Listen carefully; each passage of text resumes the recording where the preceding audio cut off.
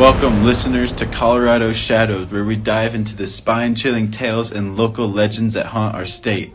I'm Jacob. And I'm Hudson. Today we're talking about one of Colorado's most infamous urban legends, the Third Bridge haunting. That's right. For those unfamiliar, Third Bridge, also known as Ghost Bridge, is a remote spot east of Aurora, surrounded by eerie fields and a reputation for paranormal activity. And this is no ordinary bridge. People claim to hear drumming, screams, and ghostly whispers. Some even report seeing shadowy figures.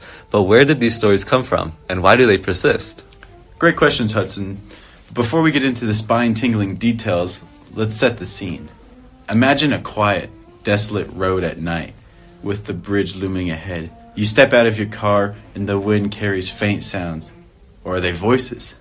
Hudson, you want to kick us off with the history? Sure thing.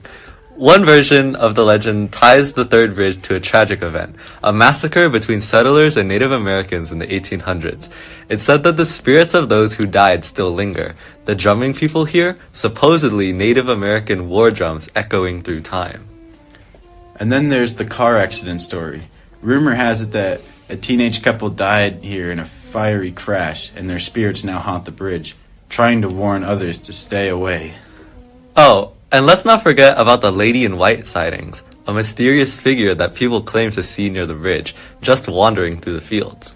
These stories have been passed down for decades, morphing with each retelling, but some details always stay the same. The isolation, the eerie sounds, and that feeling of unease from anyone who visits seems to experience.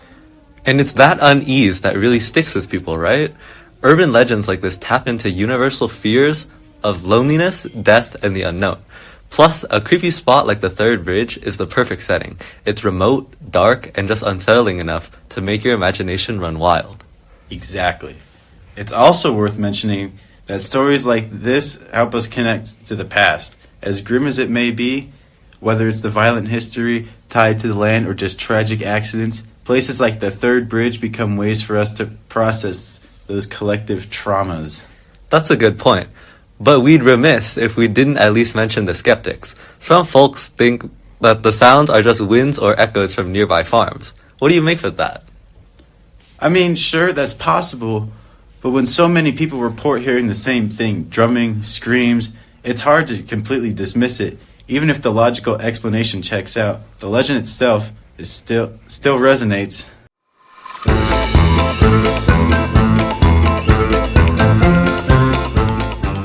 Now a word from our sponsor. Are you tired of spooky bridges ruining your night drives? Try Ghost Away. Our patent ghost repelling spray guarantees a haunting-free experience. Ghost Away, because you deserve peace of mind. Side effects may include excessive bravery and an empty wallet. Ghost Away is not responsible for shadowy figure encounters. Alright, back to the Third Bridge. Let's each share what we do if we actually encountered something paranormal there. Hudson? Easy. I'd run straight back to the car, lock the doors, and hope ghosts can't open them.